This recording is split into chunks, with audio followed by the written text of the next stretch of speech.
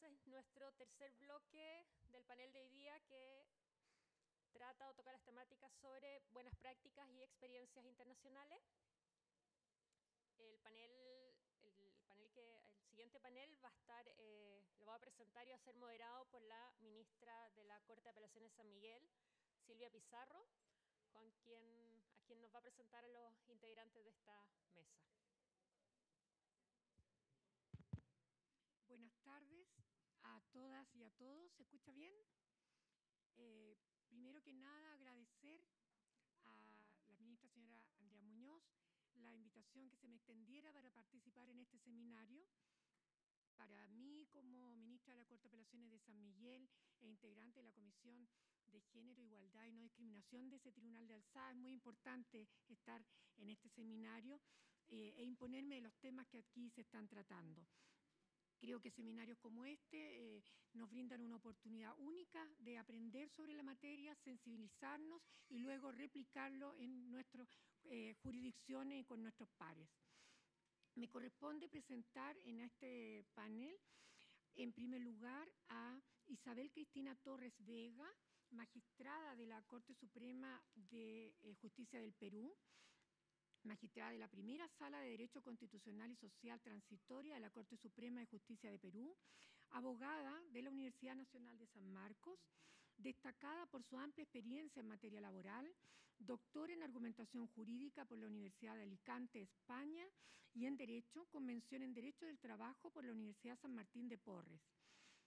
Representante también del Poder Judicial en la implementación del Plan Nacional de Lucha contra la Violencia hacia la Mujer, años 2009 a 2015. Representante, asimismo, del Poder Judicial para la redacción del proyecto de reglamento de la Ley 30.364, que crea el Sistema Nacional de Prevención, Sanción y Erradicación de la Violencia hacia la Mujer y al Grupo Familiar Vulnerable, año 2016.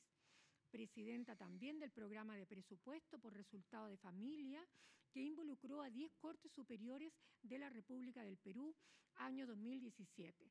La magistrada Torres Vega es vicepresidenta de la Red Latinoamericana de Jueces y miembro de la Junta Directiva de la Asociación de Juezas del Perú.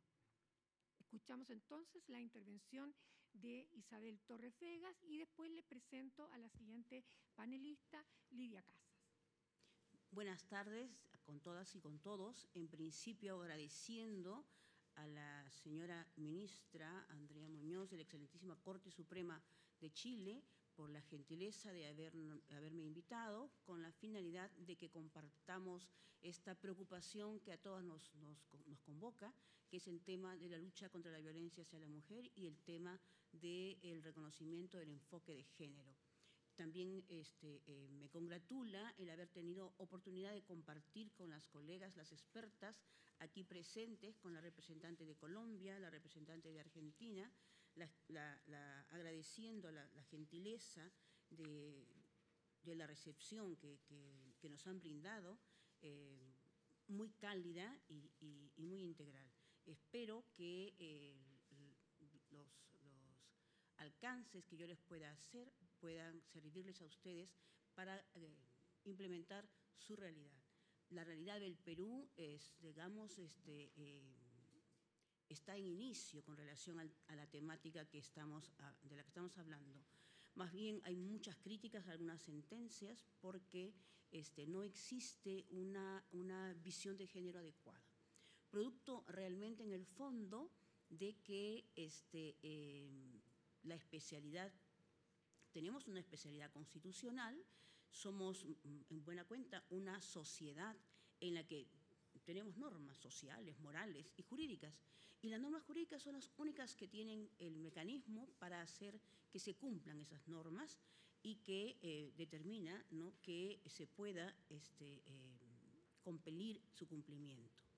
En lo que corresponde a las prácticas, a la experiencia que el Perú viene viviendo a la fecha, yo tendría que hacer reflexión con relación a que, si bien es cierto que mi país ha suscrito convenios internacionales de hace más de 50 años, que son orientadores tan ricos como el de la CEDAW, como el de la Convención de Belém de Pará, ha suscrito también la Carta de Derechos de Personas ante la Justicia en el Espacio Judicial Iberoamericano, aprobada en la 7ª edición de la cumbre en México, las reglas de Brasilia y vasta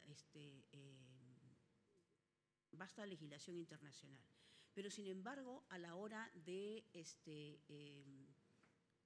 darle forma a estos compromisos internacionales, desde el año 2009 al año 2015 estuvimos trabajando con el Plan Nacional de Violencia contra la Mujer, que al final del proceso, en la vigencia de la Ley 26260, en la que solamente se percibía el tema de género como violencia familiar.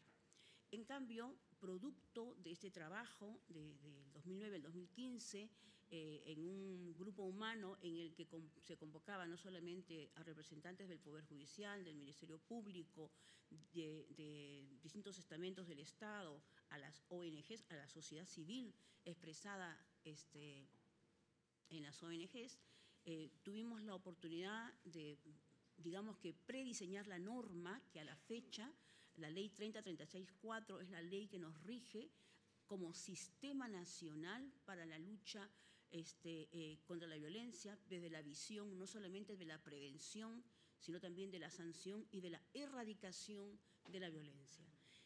Fue, la verdad, una propuesta muy ambiciosa de ese trabajo, pero nosotros, cuando tuvimos ocasión de presentar el proyecto procedente del Ministerio de la Mujer y Poblaciones Vulnerables, lo presentamos de la misma forma que entiendo yo que se debe de regular toda norma, en su aplicación progresiva, porque sabemos perfectamente que el Poder Judicial muy pocas veces recibe el presupuesto que le debería corresponder para organizarse debidamente. Pero en esos avatares políticos, cuando se remitió la norma al Congreso de la República, se emocionaron mucho a portas de fechas célebres de lucha contra la violencia hacia la mujer, que la promulgaron, le quitaron algunos ámbitos que después han sido rectificados y le dijeron, derógase la ley 26260 y promúlgase la ley 30364, que rige, según la Constitución de mi país, desde el día siguiente la publicación en el Diario Oficial Peruano. Y entonces nosotros, que teníamos el conocimiento de la temática de violencia como parte de la competencia de los juzgados de familia, en los órganos especializados y en los juzgados mixtos a nivel nacional, donde no existe justicia especializada, porque en la organización del Poder Judicial existen juzgados civiles en toda la República, juzgados penales en toda la República, pero juzgados laborales, juzgados contenciosos, juzgados de familia en algunos sectores exclusivamente. Entonces, de la noche a la mañana nos encontramos con que el Ministerio Público, que era la entidad que receptaba las denuncias de los sujetos de violencia, le cerraron la puerta a los usuarios y nosotros, al leer la norma en la mañana temprano, nos dimos cuenta que éramos competentes. Es así como que te da una peritonitis y te tienes que ir a urgencias para ver cómo te ordenas. Y bueno, rige la norma a partir del 25 de noviembre del año 2015. Y nosotros salimos de vacaciones en febrero. Y entonces la desesperación por ver cómo no podíamos dejar de administrar justicia, no podíamos dejar de atender a ese usuario que es muy contingente y de protección amplia, y con una ley novedosa, una ley realmente interesante. Interesante en tanto y en cuanto que recoge principios, recoge enfoques, contempla la debida diligencia, contempla el enfoque de género, la tutela de los niños y de los adolescentes. Una norma bastante interesante y que además crea un sistema nacional de lucha contra la violencia, y también una comisión multisectorial y un instituto de investigación y un observatorio, o sea, la panacea. Una norma muy bonita que era interesante de leer porque uno veía reflejada los convenios internacionales en la norma jurídica, pero que tuvimos que hilar fino a la hora de reglamentarla, para poder, desde la perspectiva de la judicatura, hacerla aterrizar. Porque hablaba del juez de primera instancia, pero nosotros tenemos justicia comunal, justicia de rondas campesinas,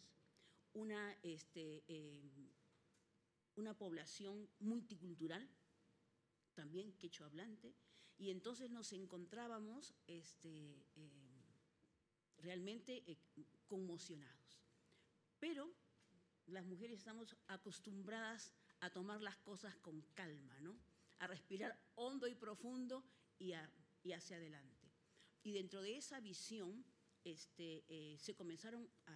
se hizo una red telefónica con las jueces, porque además la ley contempla que la policía o el juez o el fiscal, dependiendo, porque tiene mucho acceso a la víctima, que reciba la denuncia, tiene que levantar la ficha de riesgo a los efectos de visualizar la medida de protección que tiene que dar. Y entonces la policía, si es que es a la que concurre o recurre la víctima, tiene 24 horas para pasar la denuncia al juez de familia o al juez mixto, cuando es en provincia, juez de primera instancia. Y el juez de primera instancia tiene 72 horas para dictar la medida de protección, porque se entiende que es una medida cautelar. Y que, pero por ejemplo, el esquema mental de la judicatura también tiene sus detalles, ¿no? Porque cuando nosotros comenzamos, y además tiene el artículo 21 en la ley, una puntualización que dice que todo aquel que se convierta en buena cuenta en un punto disociador del mensaje de la norma puede ser objeto de una denuncia penal. Así que ese articulito fue usado para coordinar rápidamente con la policía, porque no nos quedaba otra. Y bueno, Lima Este, que es una zona un poco más convulsa, tenía como presidenta en ese momento a la doctora Paloma y una mujer muy activa. Entonces, lo primero que hizo cuando vio que no había efecto y como los jueces tuvieron que comenzar a atender toda la jornada, es decir, porque realmente en el fondo las denuncias pueden llegar a cualquier hora. Y cuando vio que los jueces decían, pero presidenta, ¿cómo voy a hacer para poder atender? La policía me manda, no recibe la denuncia, simplemente los deriva, vayan al juez, porque nosotros, como hemos levantado estadísticas respecto del recurrente, nos percatamos que a la hora de diseñar la norma, que había un 20% de población que recurría de frente a la judicatura. ¿Por qué? En los casos, por ejemplo, de las parejas de los policías, de los militares, que realmente podían haber tenido contacto con los responsables de control interno, y entonces sus denuncias se veían pues, no atendidas, ¿no? Entonces, por eso es que en la norma se puso de que el usuario, la víctima de violencia, porque la norma es Ley de Protección contra la Mujer y el grupo familiar, no es solamente la mujer. Por eso es que digo que tiene enfoque de género, porque los géneros son dos géneros, ¿no? Masculino y femenino. Entonces, la norma se pone en la visión de la protección de género, hombre o mujer, y una protección especializada para las poblaciones vulnerables y para los niños, niñas y adolescentes. Entonces, cuando se dio esa circunstancia, los jueces direccionados en Lima Este, por ejemplo, que es una de nuestras cortes, orientados y en coordinación, porque se hizo una red de comunicación vía WhatsApp para comentarnos nuestras dificultades y ver cómo accionábamos, porque diciembre es una fecha en la que puede haber mucha convulsión. Hay mucho brindis, mucha alegría y de repente la gente está un poco más inquieta. Enero, pues que todavía estamos, y en febrero nos vamos de vacaciones. Y entonces, a nivel nacional, entonces decíamos, ¿qué vamos a hacer para atender esta competencia que se nos ha asignado? Y en esos momentos, articulando la implementación de la norma, se hizo, como les digo, un puente para poder generar una comunicación inmediata para ver la interpretación de la norma. Y las colegas decían, pero ¿cómo voy a hacer que en 24 horas y el debido proceso y que esto y aquello? Y porque el esquema es procedimental. Pero conversando con ellas, porque comenzamos a usar también las videoconferencias, les mencionaba, y bueno, tú, porque yo soy consciente, como magistrado constitucional, que cada especialidad se rige por sus principios. En el derecho civil, el principio de la buena fe contractual es un ABC. En el derecho laboral, la primacía de la realidad, el principio de veracidad, es como el catecismo. Entonces, y en el ámbito de otras especialidades también. Y entonces, las jueces civiles, los jueces de familia son jueces civiles. Y decían, ¿cómo voy a dictar una medida cautelar inaudita parte? Porque la norma contempla que puede ser hasta inaudita parte. Puede ser que una mujer haya sido agredida de tal manera que vaya al hospital. Y eso se investiga de inmediato y se toma la medida para que pueda tener una protección de vida. Y entonces, como teníamos conferencias virtuales, porque teníamos que ver cómo articulábamos a nivel nacional, le decíamos, bueno, tú eres juez civil. Generalmente los jueces mixtos son jueces civiles. Dime, ¿cuál es tu práctica cuando tú dictas un auto de embargo? ¿Tú le notificas a quién vas a embargar? No, lo haces en el acto del embargo.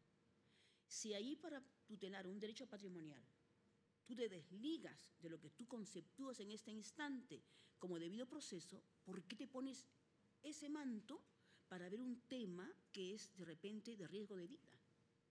Entonces, en cada situación tienes que hacer una evaluación tal como dice la norma, a la luz de sus principios, porque está diciendo que exactamente, es muy rica la norma en ese ámbito, porque te obliga a que tú la interpretes a la luz de los convenios internacionales, que en el Perú se puede hacer así porque nuestra Constitución así lo permite.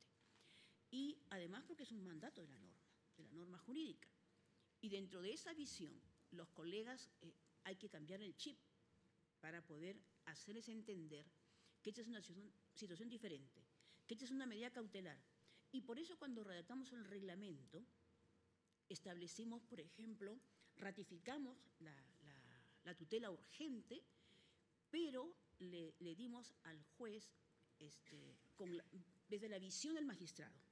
Porque como concurrimos a redactar el reglamento, representantes del Poder Judicial, del Ministerio Público, del Ministerio de Justicia, del mismo Ministerio de Poblaciones Vulnerables, de Mujeres y Poblaciones Vulnerables, amén del aparato técnico del Ministerio de la Mujer, entonces debatíamos ahí con mucha fluidez y nosotros cada quien daba su punto de vista, a los efectos de cómo hacer que la norma sea operativa para que el juez no sea un escollo para la norma.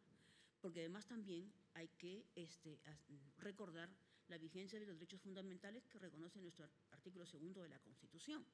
Entonces, dentro de esa visión, se aceptó en el consenso, y así salió aprobado en el reglamento, que el juez podía tener una segunda oportunidad de recalificar la medida adoptada, si es que no había sido apelada.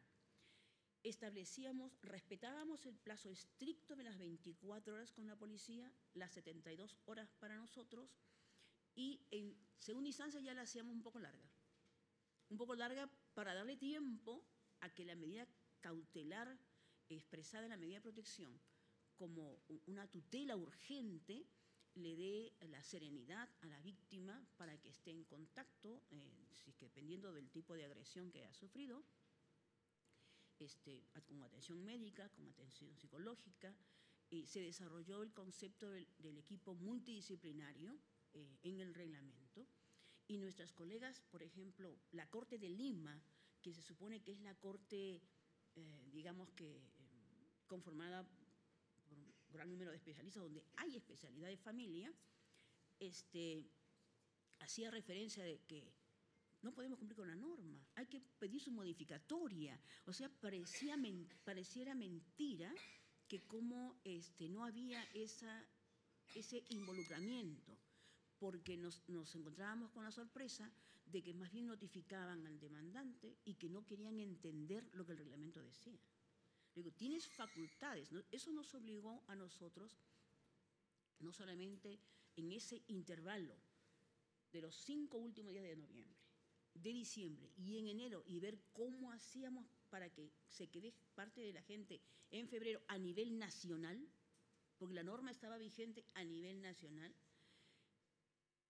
Me tuve que quedar sin vacaciones para ver cómo articulaba con la finalidad y paralelamente, porque también tenía que estar en la comisión de la redacción del reglamento, cómo articulábamos para que el Poder Judicial, que era depositario de una temática nueva, de un enfoque nuevo de defensa de género, tuviera capacidad de respuesta. Porque hubiera sido traumático que el Poder... Y aún así hemos tenido casos que realmente en el fondo no he querido poner un video de uno porque la verdad que es espantoso, pero hay una magnitud de violencia realmente inimaginable. Tan es así que el año 2017 hemos recibido más de 200.000 denuncias a nivel nacional. Y el año 2016 y el año 2017, 250.000 denuncias que han generado medidas de protección. Y después, dependiendo de que fuera una falta, que ya de eso queda muy poco, el expediente pasa al juez penal. Y el juez penal ya evalúa y su sentencia, pero en el reglamento colocamos que la medida de protección quedaba vigente hasta que hubiera sentencia ejecutoriada. Que lo hicimos a propósito porque con la intención de dar tutela, porque interpretábamos la norma bajo los enfoques que la misma contempla y con la finalidad de buscar, porque nosotros conocemos el proceso, sabemos por dónde se nos escapa el control. Y se redactó el reglamento y aún así, a la hora que trabajábamos ya con los colegas en el reglamento, decían, pero eso no puede ser, ese reglamento está más allá de la norma. Entonces, magnífico plantear tu acción popular, le dije yo. Cuando el reglamento se modifica por la acción popular, ahí me avisas. Después, no puedes tú pensar si es que no estás haciendo control difuso con el reglamento. Entonces, tú lo que tienes que hacer es aplicarlo y respetar las reglas, porque al fin y al cabo se está tutelando a la mujer. Lamentablemente, en nuestra sociedad, la forma, por lo menos, la diversidad de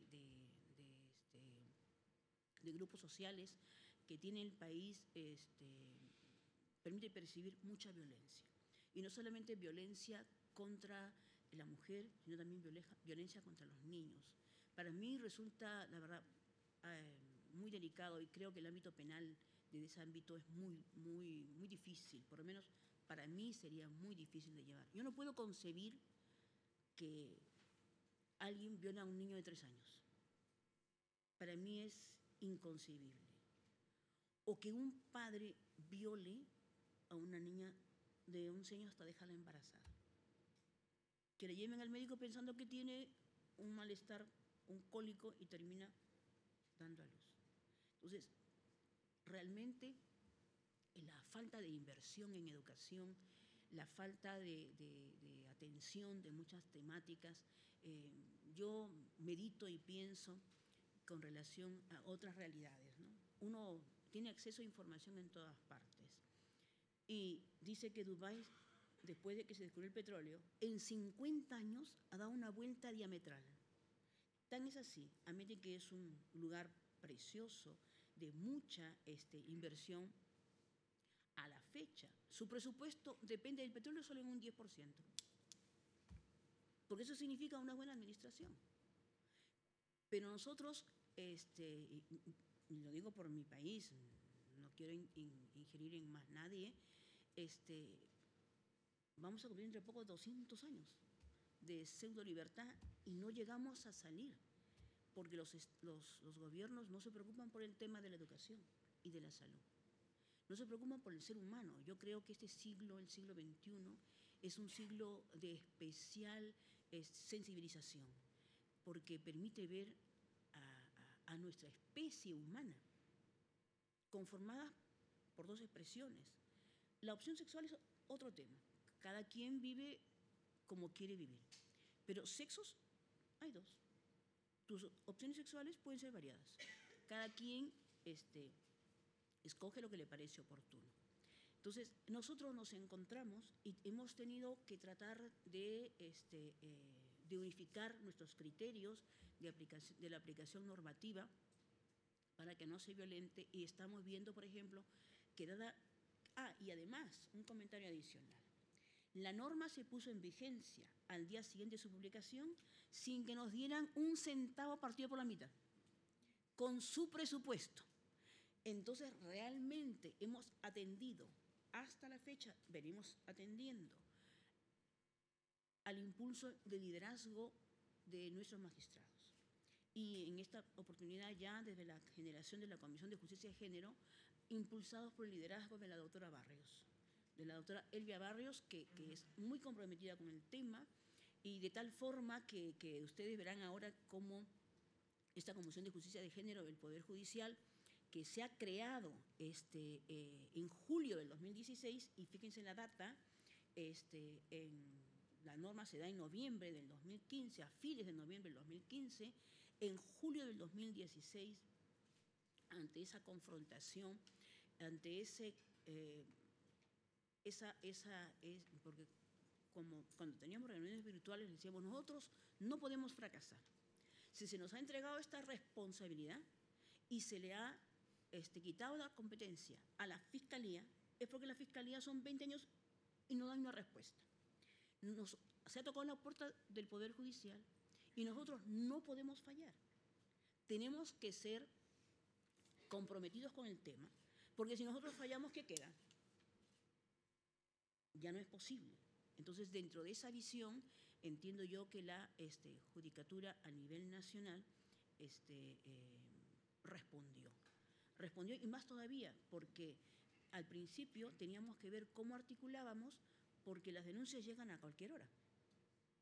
Y los jueces comenzaron en Lima, por lo menos, a trabajar como retén, en comunicación con la comisaría para que si hubiera algún caso grave, porque no te olvides, yo lo primero que les mencionaba en las charlas virtuales, le decía, no te olvides del artículo 21, tu responsabilidad. Y además, no te olvides cuándo te toca ratificación, los antecedentes que vas a llevar. Entonces, eso motivó, por supuesto, la preocupación de los colegas, fue un elemento motivador. Y después, hemos, digamos que articulado internamente, noviembre, diciembre, enero, febrero, en mes de vacaciones, que jueces de familia, en coordinación con los presidentes de corte, se quedaron sin vacaciones para salir a posteriori, para no dejar de atender a nivel nacional. Y ya en julio se aprueba la Comisión de Justicia de Género, digamos que no porque nuestra sala plena haya dicho, bravo, encarguemos a una mujer, sino porque había tal cantidad de carga procesal que hubo una natural preocupación en la sala plena y se aprobó la creación, digamos, Nobel, porque antes hemos tenido nosotros asociación de juezas, hemos tratado de ver el tema de enfoque de género, pero un estamento en el Poder Judicial de esa naturaleza no existía. Entonces la Comisión de Justicia de Género, que se crea en julio del 2016, ha tenido una actividad muy profusa. Y dentro de su plan de trabajo y sus objetivos, tiene cuatro objetivos, ¿no? El primero, implementar la transversalización del enfoque de género en la planificación institucional y en los procesos internos, en el ámbito administrativo, ¿no? Impulsar la aprobación de normatividad y la implementación de políticas institucionales que promuevan la igualdad entre mujeres y hombres, garantizando el derecho de acceso a la justicia con igualdad, libre de discriminación. Fortalecer, por supuesto, las capacidades de las juezas y jueces, del personal jurisdiccional y administrativo, incorporando el enfoque de género para garantizar el acceso a la justicia en igualdad y libres de discriminación. Y su cuarto objetivo, desarrollar un sistema de información permanente que brinde insumos para la implementación de políticas institucionales con enfoque de género tendiente a la prevención y erradicación de la violencia de género. Estos 4 objetivos, que son los que orientan la Comisión de Justicia de Género del Poder Judicial, que como les comenté, se creó también sin presupuesto ni nada. Entonces, la doctora con sus propios asistentes veía cómo trabajar y ha tenido una actividad muy profusa en lo que se refiere a los proyectos normativos y las herramientas que ha presentado ante la Sala Plena y ante el Consejo Ejecutivo del Poder Judicial, que son los estamentos que determinan la aprobación de ese tipo de normativa interna. Y les comentaré que como en el año 2015 no se nos dio un quinto partido por la mitad, en el año 2016 se nos dio 24 millones, que nos sirvieron para crear 7 juzgados repartidos en las cortes donde había mayor incidencia de carga procesal. Y ahí identificamos que Arequipa, que es un departamento que todo el mundo conoce, es el de más alta violencia en el país. Que parezca mentira. Después Lima Este, porque hemos levantado información. Pero así también como es violento el comportamiento de nuestros connacionales en esa zona, también es la Corte que ha respondido con mayor celeridad, porque en muchos casos cumple con el plazo y su promedio máximo es de 7 días. En cambio, en otras cortes es diferenciado, porque producto de enfoques distintos es que no se implementa, no obstante el tiempo que ha transcurrido ya, la norma como debería hacerse. Y nosotros vemos, por ejemplo, cómo de la noche a la mañana el Poder Judicial ha tenido que enfrentar el reto. Contamos, sí, en la actualidad con un plan, se ha aprobado en los distintos proyectos que presentó la doctora Barrios. Se ha planteado lineamientos para transversalizar el enfoque de género en la gestión institucional. Se han creado comisiones distritales de justicia de género en todas las cortes de la República del país.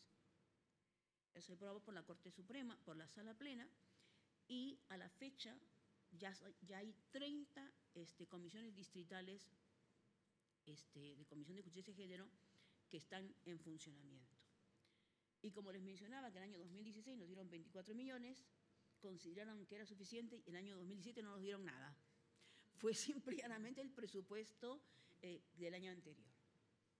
Pero como al fin y al cabo, realmente en el fondo, hay se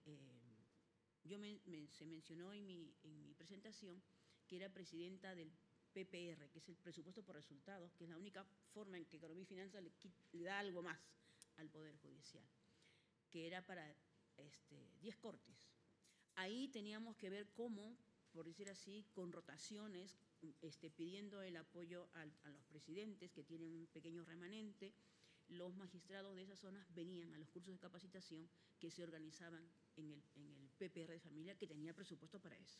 Entonces, había que ver cómo se articulaba. Tan es así que cuando se crea la Comisión de Justicia de Género, y así como está a la fecha ahora también, las comisiones de provincias, de las cortes, se han creado sin un centavo, porque al fin y al cabo está integrada por magistrados.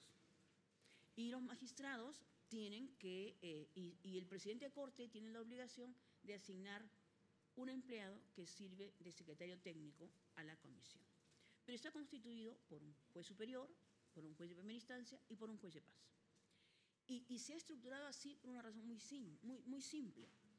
Si uno le da una revisada a la ley 3036-4, crea un sistema nacional Y en ese sistema nacional, además de crear una comisión multisectorial, establece que, como somos un país que está en proceso de descentralización, establece que hayan instancias de concertación, distritales, provinciales y regionales, y que los componentes de esas instancias de concertación, entre ellos el Poder Judicial, el Ministerio Público, el Ministerio de Educación, un poco para articular en la región, para articular en la provincia, para articular en el distrito, un solo enfoque con relación a esta administración de justicia, a generar buenas prácticas, porque la norma no solamente tiene, por decir así, un enfoque de defensa de la mujer y de las poblaciones vulnerables, de los niños y de los adolescentes, sino también tiene, contiene en su regulación el tratamiento del agresor. Porque si no atendemos al agresor, si no tratamos al agresor, esto sigue dando vuelta. Entonces, porque no podemos dejar de aceptar que la situación de violencia que sufre la mujer es por esa visión patriarcal que piensa, que genera que el hombre piense que es dueño de un objeto, de un mueble, que es la mujer. Entonces, dentro de esa visión, eso se puede percibir de repente con mayor claridad en provincia, ¿no? Donde vemos de repente que no hay acceso a la educación para las mujeres, mujercitas, versus los hombres. Entonces, y todo eso tiene que irse modificando. Entonces, por eso es que la norma, como es una norma que crea un sistema nacional, ha considerado la existencia de instancias de concertación. Y todo ese tema, toda esa temática y de ver cómo el Poder Judicial no solamente tiene que asumir un rol en el ámbito de administrar justicia, sino también un rol en el ámbito de la coordinación del sistema de control, porque además el sistema nacional de lucha contra la violencia no solamente puede o debe tener en cuenta su expediente, que ya es otro tema, a cargo de los jueces penales en el proceso actual, pero tiene que dar normativas, como se establece en la creación de la Comisión de Justicia de Género. Y, como les mencionaba, se han creado comisiones distritales de justicia de género en todas las cortes de la República. Somos 35 cortes y están implementadas en 30. Se ha establecido un compendio de estándares jurídicos internacionales sobre los derechos de las mujeres. Se ha desarrollado el protocolo para juzgar con enfoque de género en el Poder Judicial. Se ha presentado una propuesta de incorporación del enfoque de género en los procesos de capacitación. Se ha integrado una propuesta del Observatorio de Género. También se ha establecido lineamientos para el uso del lenguaje inclusivo en el Poder Judicial. Se ha establecido un proyecto normativo sobre la cuota de género y la participación igualitaria por género en el Poder Judicial. También los lineamientos del enfoque de género del recurso humano dentro del Poder Judicial. Y, por supuesto, el tema del lenguaje inclusivo, capacitaciones y comunicaciones. Es una tarea muy fuerte la que viene enfrentando la Comisión de Justicia de Género, pero cuenta con el aval de la Sala Plena y del Consejo Ejecutivo. Y dentro de esa visión seguimos avanzando. La verdad que me parecía más interesante ver, por ejemplo, factores de riesgo de la violencia, los compromisos que tiene el Perú que cumplir a nivel internacional, pero que nos permiten ver que nuestra función es de erradicación de estereotipos de género, estando a los convenios internacionales suscritos por el Perú. Y tenemos, pues, en ese ámbito, los convenios identificados que hemos suscrito y las orientaciones que se tienen que dar para una política judicial con enfoque de género. Dentro de esa visión me acaban de indicar que hay un poco corto el tiempo, y cómo tenemos que verificar que haya imparcialidad de los jueces y de las juezas, porque la aplicación del derecho vigente puede terminar como letra muerta si es que no hay una internalización de las herramientas. Y por eso hay orientaciones para juzgar con enfoque de género.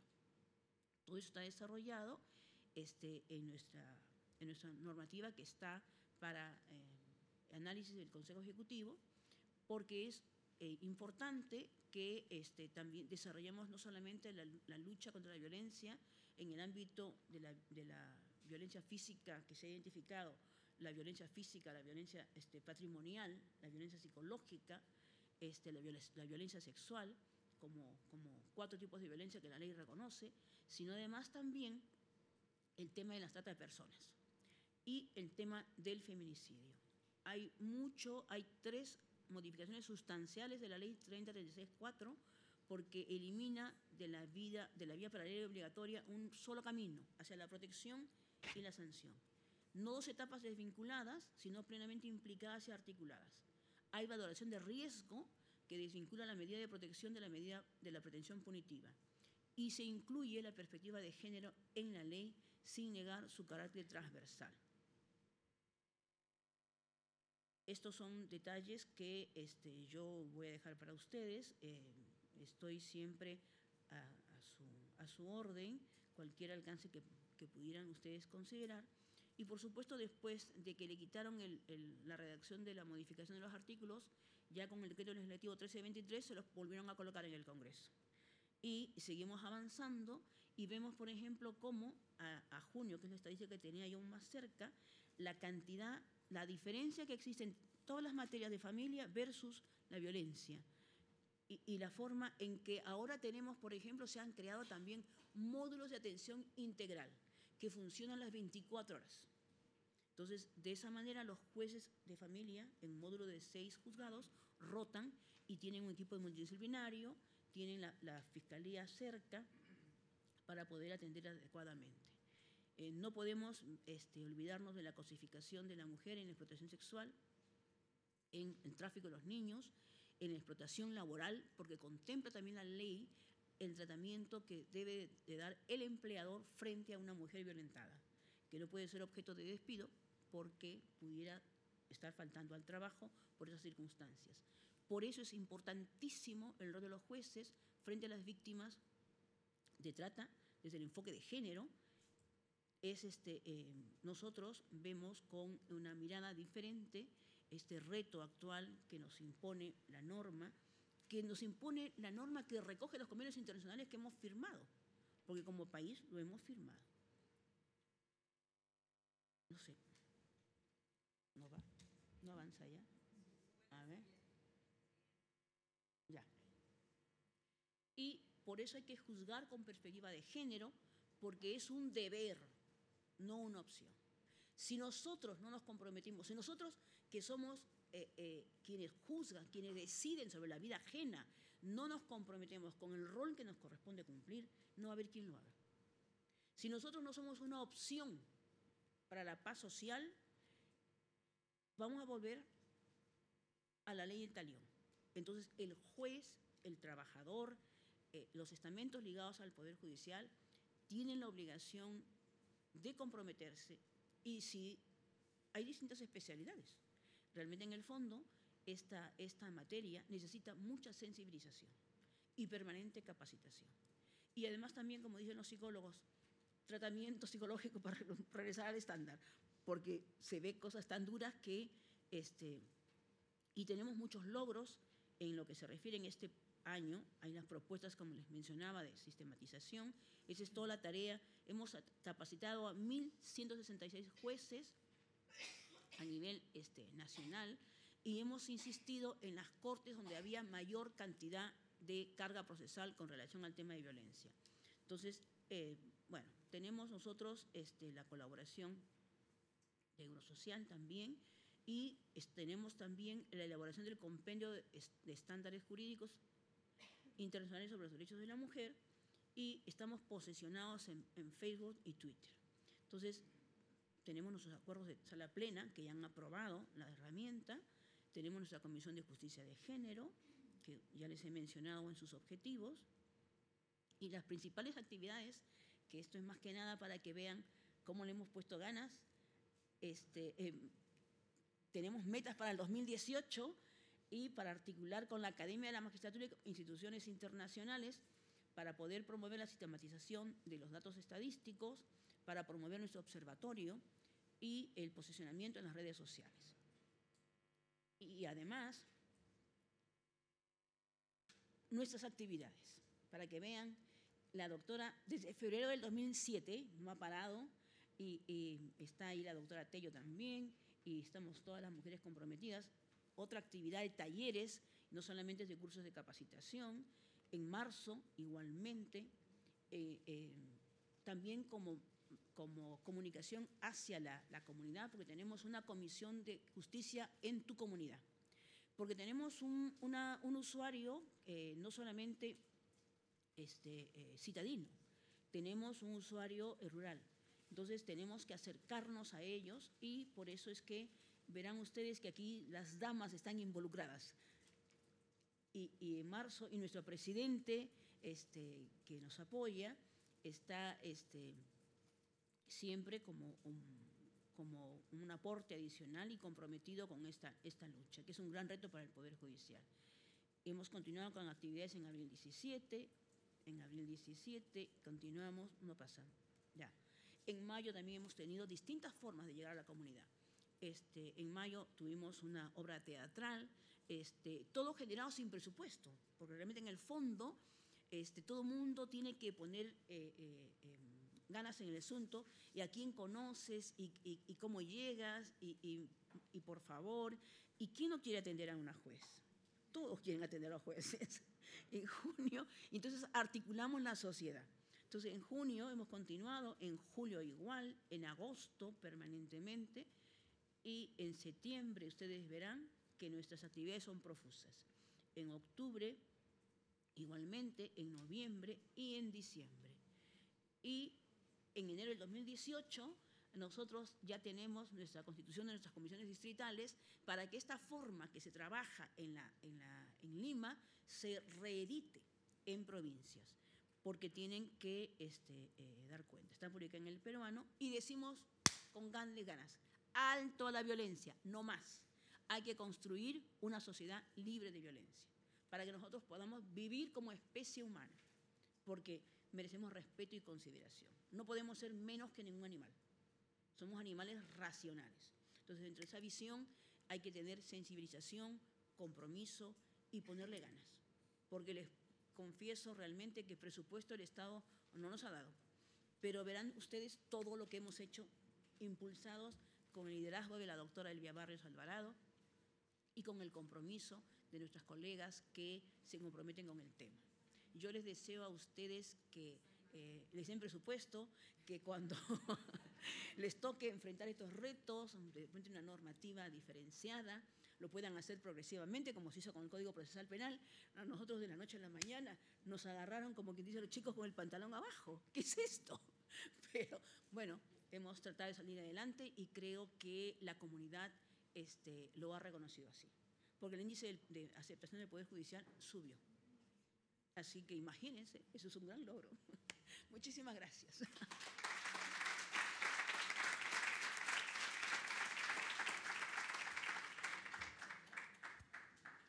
Agradecemos la intervención de la magistrada de la Corte Suprema de Justicia del Perú, doña Isabel Torres Vega. Felicitaciones por los loables esfuerzos de la Judicatura y la Comisión de Justicia de Género de ese país hermano en el tratamiento de este tema de género, especialmente la violencia contra la mujer y el grupo familiar vulnerable, concordando plenamente con que el juzgar con perspectiva de género es un deber. Sí. Presento ahora a la siguiente panelista, doña Lidia Casas, quien es licenciada de la universidad, que me va a tener que ayudar Lidia porque es un nombre impronunciable, Saskatchewan, eso, muy bien, de Canadá, licenciada en Derecho por la Universidad Diego Portales de Chile en 1999, cuenta con un magíster en Derecho por la Universidad de Toronto y es doctora en Derecho de la Universidad de Ottawa, ambas de Canadá. Lidia Casas ha tenido una destacada trayectoria académica y profesional, adjudicándose destacados reconocimientos nacionales e internacionales, igualmente impronunciables, y ha formado parte de grupos de trabajo en temáticas específicas vinculadas con los derechos humanos de las mujeres, como el Grupo Asesor Género y Derechos del Departamento de Salud Reproductiva de la Organización Mundial de la Salud 2009-2010 y 2013-2015, entre otros. Ha sido consultora para el Centro de Justicia de las Américas, CEJA y GTZ, organismo de cooperación de Alemania. Actualmente es directora del Centro de Derechos Humanos de la Universidad Diego Portales. Ha desarrollado múltiples investigaciones y publicaciones en materia de violencia contra la mujer. Y debo decir además que esta destacada académica, yo la puedo considerar una amiga del Poder Judicial, siempre dispuesta a cooperar en cuanto seminario y conversatorio la hemos requerido. Así que la dejo con ustedes.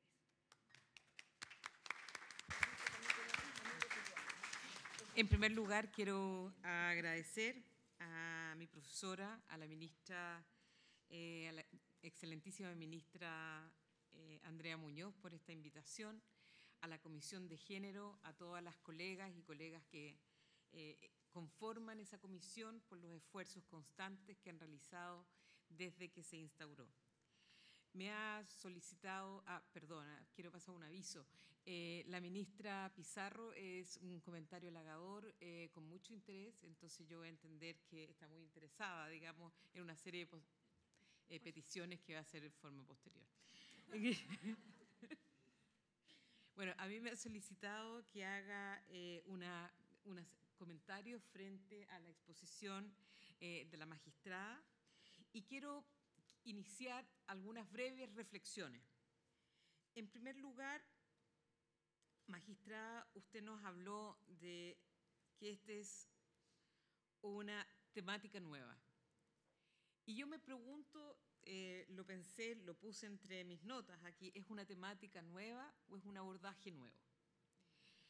Y lo pregunto porque creo que históricamente todas nuestras sociedades han tenido que enfrentarse de distintas maneras, especialmente a lo largo, digamos, presentación de resultados que usted dio sobre la reglamentación en contra de la violencia sobre violencia basada en género. Y por lo tanto, a mí la pregunta ¿qué hicimos antes? Y yo creo que hicimos algunas cosas. Hicimos algunas cosas que estaban mal, otras simplemente que omitimos y donde no fuimos capaces como sociedad, y en la mayor parte de los casos, el rol que le tocó cumplir y le ha tocado cumplir históricamente al Poder Judicial muchas veces no ha estado a la altura de la protección de derechos de los justiciables.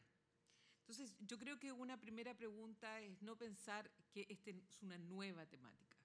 Yo creo que todas estas temáticas han estado particularmente presentes, sino que más bien invito a pensar de cómo miramos aquellos antiguos problemas con nuevos ojos. Y que me parece que esa es una primera mirada. Pero siendo un enfoque nuevo a este problema antiguo, este enfoque nuevo nos hace ver el problema, que antes no lo vimos, que era un problema de carácter invisible. Pero creo que a las estructuras del Poder Judicial, tal como usted lo describe largamente, plantea dos grandes desafíos. Uno de ellos se llama gestión. Y en materia de gestión, creo yo que los distintos poderes judiciales de todas partes del mundo han tenido que enfrentar una serie de desafíos. Tiene que ver, y si yo esto lo combino, lo relaciono con estándares internacionales de derechos humanos, la pregunta sería, ¿cómo organizo un aparato del Estado que dé cumplimiento a sus obligaciones en materia, por ejemplo, de debida diligencia? Cuando los poderes del Estado tienen la obligación de investigar, identificar a aquellos que perpetran esas violaciones, sancionar cuando corresponda, al menos en lo que le corresponde al Poder Judicial y eventualmente también ejecutar aquello que han resuelto. Entonces, ahí hay una primera cuestión. Esa materia de gestión involucra a dos poderes del Estado, como usted lo ha señalado latamente. No voy a entrar aquí a echar leña al fuego. sobre la respuesta, digamos, locales frente a la promulgación de la ley 20.066 en el año 2005, que comienza a regir más o menos en forma contemporánea, si mal no recuerdo, con la creación de los tribunales de familia. Pero aquí hay dos elementos que son interesantes. Una, la responsabilidad que le cabe al Poder Judicial, por una parte, y luego al Poder Ejecutivo para proveer los recursos necesarios para hacer que aquello que está escrito en la ley no solamente se convierta en un elemento interesante de poesía, de una Gabriela Mistral, una bonita prosa de un Gabriel García Márquez o de, digamos, de un Mario Vargas Llosa. Es decir, cómo vamos allá, vamos mucho más allá sencillamente de la prosa a cómo ejecutar efectivamente, hacer que aquella ley, digamos, que todos hemos llegado a través de un proceso democrático, se ha alcanzado, pueda efectivamente hacerse cargo. Entonces, ¿por qué planteo el tema de la gestión? Porque buena parte de los problemas que pueden haber en la protección de los derechos de las personas pueden tener efectivamente problemas con la elaboración misma, el texto mismo de la ley, digamos, pasajes oscuros, normas que puedan ser contradictorias con otros textos legales, pero buena parte de la protección de derechos se juega en la implementación misma de la ley. Y allí son los necesarios cambios culturales, los giros de cómo ver este antiguo fenómeno con un ojo y con unos ojos nuevos. Y desde allí que yo creo que hay, a mí en lo personal me gustaría escuchar, digamos, tal vez de usted posteriormente si se pudiera. Usted plantea además otros desafíos que creo que también nosotros tenemos, pero lo vemos con menor intensidad. Algunos de ellos, perdón, antes de olvidar, pero se conecta con lo que viene. Cuando nosotros planteamos gestión jurisdiccional, usted lo plantea además como una ley mira de una determinada manera la justicia y la organización de los tribunales, pensando particularmente en un tipo de tribunales. Y no mirando sin mirar las particularidades locales. Y daba luces, por ejemplo, de aquellos dos lugares donde tenían altos indicadores de violencia, y uno de ellos era Arequipa, la otra ciertamente Lima. Si ya tenemos judicaturas mixtas, nosotros llamaríamos aquí de jurisdicción común, tenemos tribunales en asiento de corte, en Santiago, digamos, donde además tenemos dos cortes, y cada una de ellas con realidades culturales, realidades de recursos de medios, de recursos, de competencias muy diversos. La pregunta es cómo un Estado y la organización del aparato de justicia en particular puede responder de una forma adecuada a las necesidades que tienen los justiciables y en particularmente las mujeres. ¿Por qué lo planteo?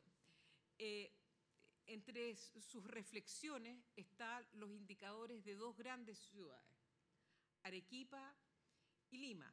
Y yo me hice la pregunta, a partir también de una reflexión propia, si acaso los mayores números de denuncias que estaban dadas en esas dos ciudades, ¿no será acaso, digamos, que tienen las justiciables una mayor cercanía con el aparato de justicia? ¿Será acaso que las justiciables tienen menos obstáculos frente al idioma que manejan, que sean hispanoparlantes y no sean quechua hablantes? Entonces, cuando nosotros miramos los indicadores simplemente en forma plana, sin problematizar el contexto en que se ubica, digamos, la administración de justicia, nos podríamos perder con muchos de esos otros detalles, que lo más probable en que jueces, juezas que están en otras comunidades, comunidades rurales, alejadas, donde tienen comunidades indígenas o que no hablan, digamos, el castellano, pudieran tener una mirada distinta del conflicto.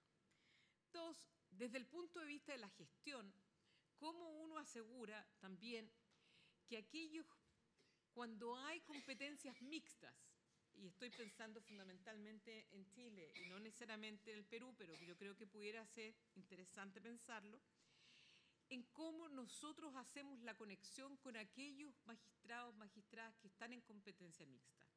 Porque algunos de estos temas, si bien pareciera que en algún momento son jueces de familia, al momento siguiente, digamos, tienen casi esquizofrénicamente que convertirse en juez de garantía, en que en algunas ocasiones no saben en realidad con qué, digamos, sombrero están sentados frente a un usuario, con qué estándares probatorios van a tener que juzgar ese caso y desde dónde lo están mirando.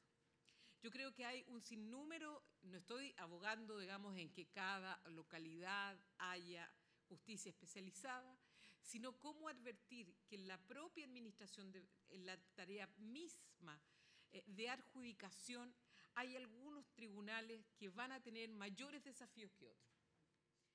Y quizás, digamos, llegando al Perú, pensar cómo estas otras formas, digamos, otros espacios de adjudicación, nosotros no contamos con ello, tuvieran también esa oportunidad, no alcancé a escuchar o quizás existe, de esas otras, de la justicia comunal, de las rondas rurales, cómo ellas, y cómo, que era la segunda parte, digamos, de mi comentario, es cómo se conecta además la interculturalidad, donde pareciera haber que como hay dos enfoques. Hay una interesante, primero porque esto nos plantea la interseccionalidad, desde el punto de vista que tenemos dos categorías de grupo, muchas veces comunidades indígenas, la protección de los derechos de las mujeres al interior de estas comunidades, y que pareciera ser que a veces son grupos vulnerables, o me gusta más, digamos, vulnerabilizados,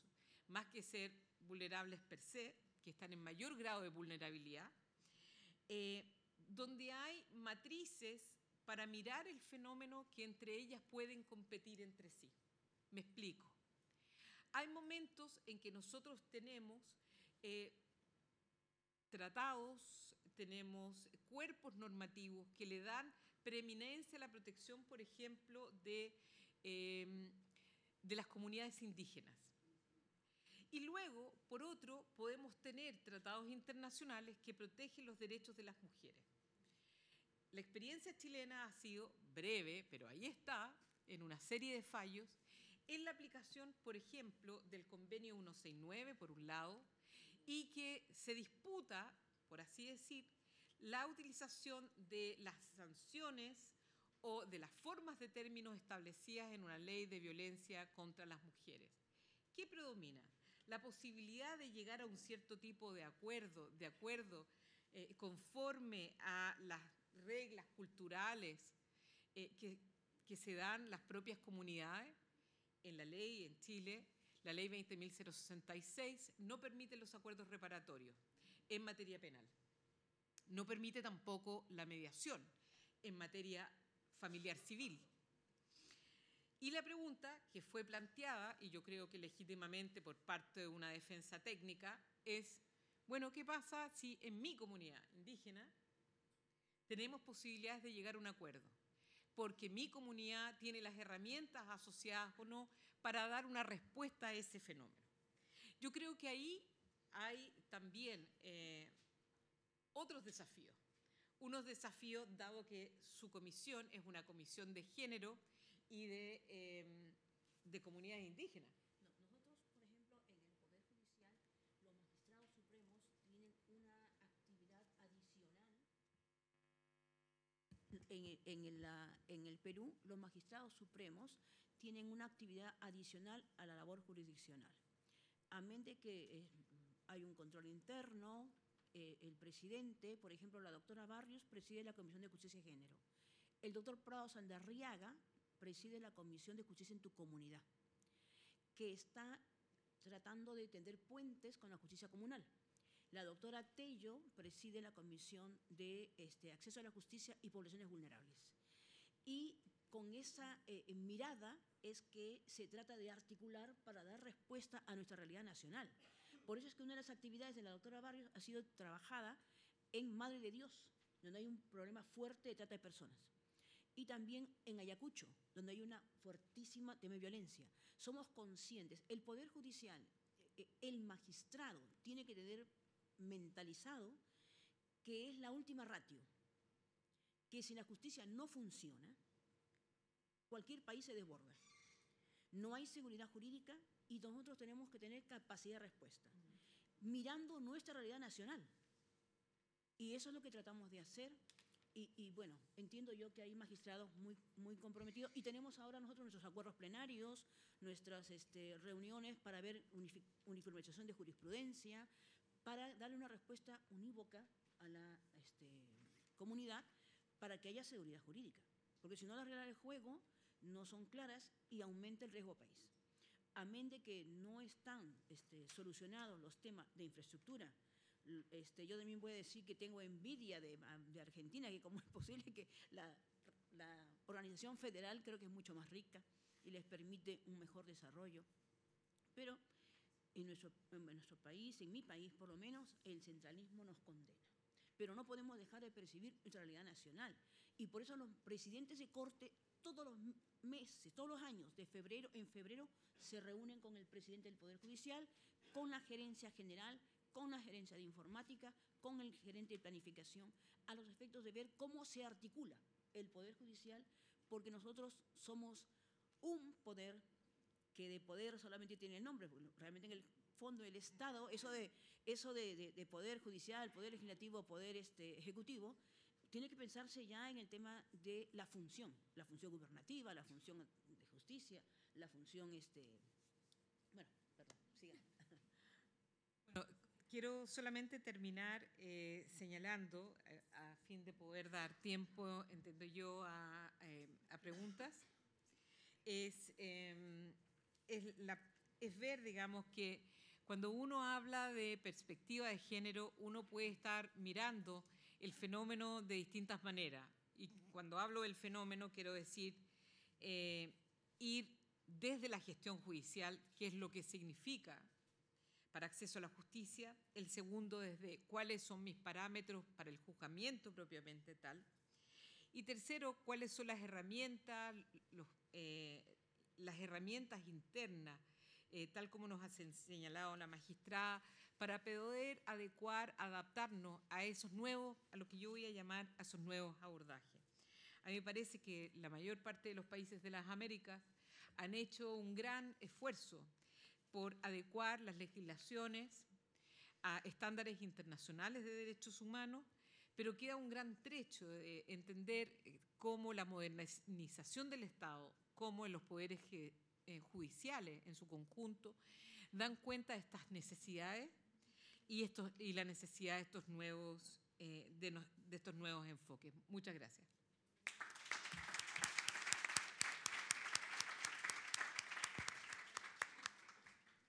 Bien, entonces en sus carpetas tienen los papelitos para hacer llegar las preguntas, por favor.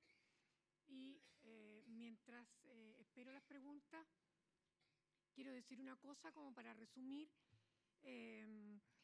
que me parece importante, que es la materia del asunto no determina la aplicación o no de la perspectiva de género, ¿verdad? Que es lo que hemos aprendido en este seminario y de las experiencias internacionales que nos han expuesto.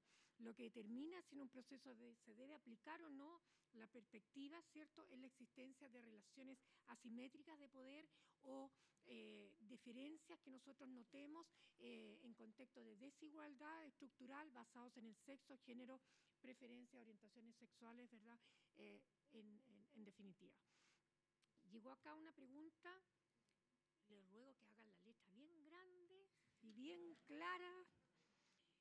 A ver, para la doctora Isabel Torres, eso lo leo perfecto.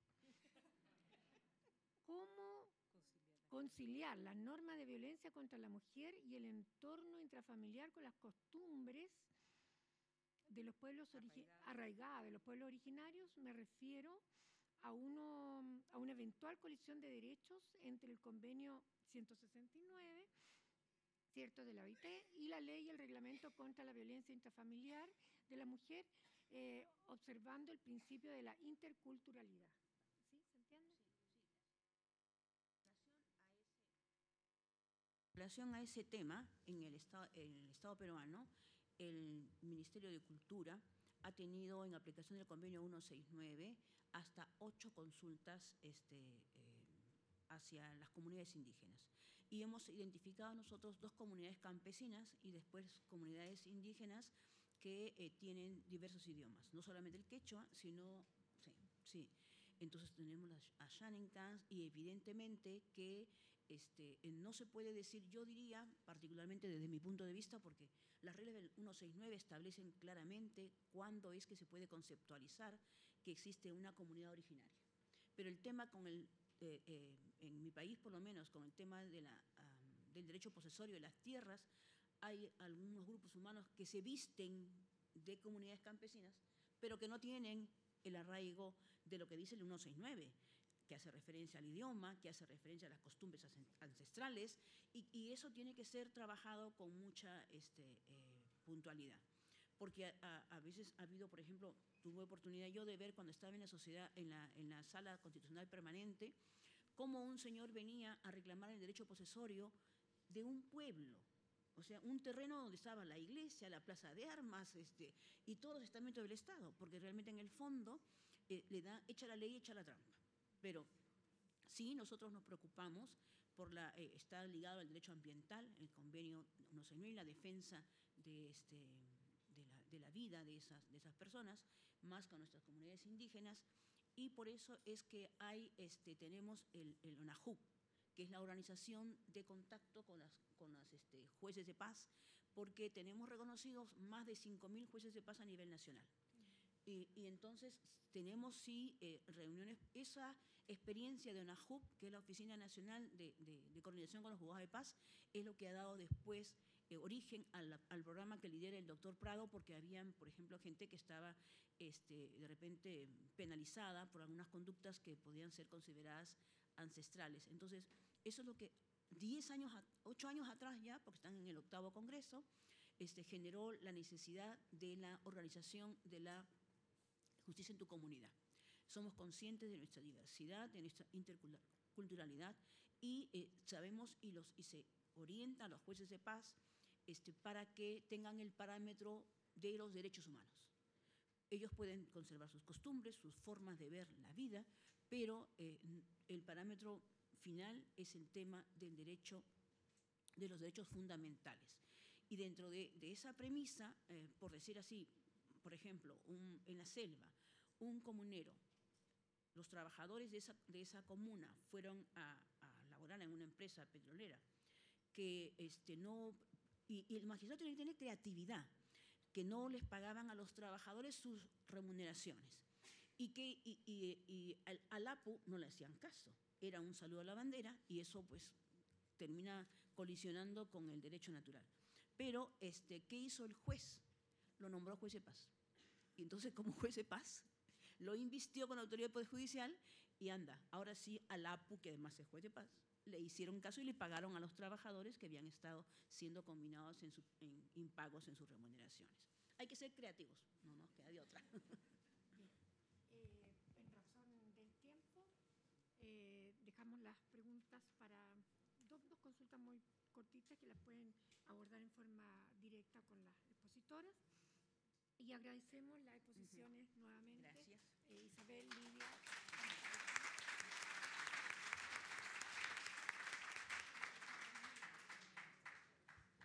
Agradecemos entonces a las ministras Isabel Torres, Silvia Pizarro y a la académica Lidia Casas. Y necesito pasar un aviso antes de hacer el break.